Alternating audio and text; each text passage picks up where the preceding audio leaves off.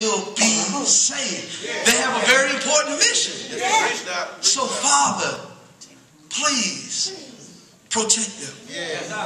And as he ended his prayer in his dying moments, as he knew the cross was before him, he had one last request. His last request is recorded in verses 20 and 21. Neither pray I for these alone, which is talking about the disciples, but for them also which shall believe on me through their word. His last request was for us, the current day church.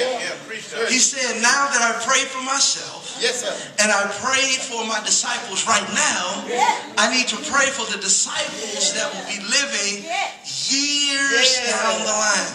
And what is his request in verse 21? That they all may be one.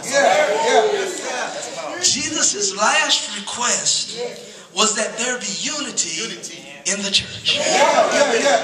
His last request was that there be unity in the church. He didn't pray that the church prosper. He didn't pray that the church have the nicest buildings. He simply prayed that the church be unified. That the church be on one accord. If you read within the text, he says, I pray that pastors will get along with deacons. I pray that deacons will get along with the UCWM. I pray that the UCWM will get along with the HYM. He prayed that the HYM will get along with the music ministry. He prayed for the church to have unity. What has this to do with mission and evangelism? Get a job in the harvest.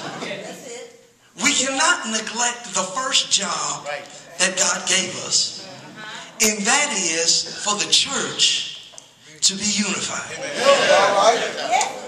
We can do many things, but if the church is not unified, we are ignoring Jesus' last request. The church has to be unified. Why is it so important? Because when I come to church, and when we're talking about missions, when I come to church, I'm looking for something different. I fight to get a job. Then I fight to keep my job. I fight to get out of debt. I fight to stay out of debt. I fight to feel appreciated. I fight to keep my place. Go ahead. We live in a very competitive world that I believe sometimes people come to church when they're tired of fighting. I want somewhere where I can just come and say, I'm tired. I'm looking for something different. Sad to say, too many times they come to us looking for something different. And we have ignored his last request. They come and there isn't unity. You come or they come and we already start staking out our areas. This is what I do. You can't touch this. This is how I do it over here. You can't touch that. You see Sister Sue over there, don't talk to her because she kind of messy. You see Brother Joe over there, don't mess with him. They came looking for unity. Because I'm tired of fighting every area of my life. Fighting to keep my marriage together. Fighting to get my children to do the right thing. Fighting to pay bills. That sometimes all of us, even as Christians, need a place of rest. Because he gave it to us in Matthew 11. He said, come unto me, all ye that are weary, heavy laden, and I will give you rest. But when the church likes to have unity, we like to give sinners rest. Because when they come,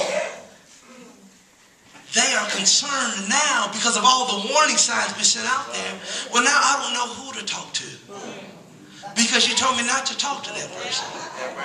Well, I don't know who to go over here to do this for because you told me not to do that. So I came for rest, but I found more turmoil. So we should not be surprised when they leave again. I'm already broken. I'm already distressed. I've already been misused. I'm looking for a place of rest. Yet I find more fighting. I came for healing and leave with more wounds. The first job of every Christian is to be unified. But what does unity look like? That's why I'm glad he gave it to us in here. John 17:21. That they may be one, thou, Father, art in me, and I in thee, that they also may be one in us. The standard of unity in the church is not people speaking to each other. The standard is not cordiality. We should be as unified with one another as Jesus was as unified with God.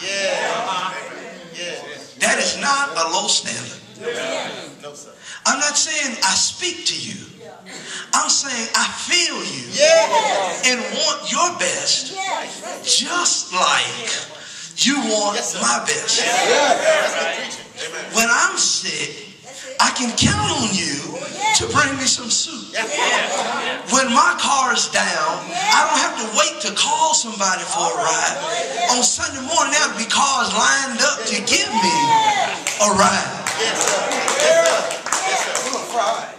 We ought to be getting kicked out of hospitals because so many people come to visit. But do we have that unity? Are we ignoring a dying man's last request?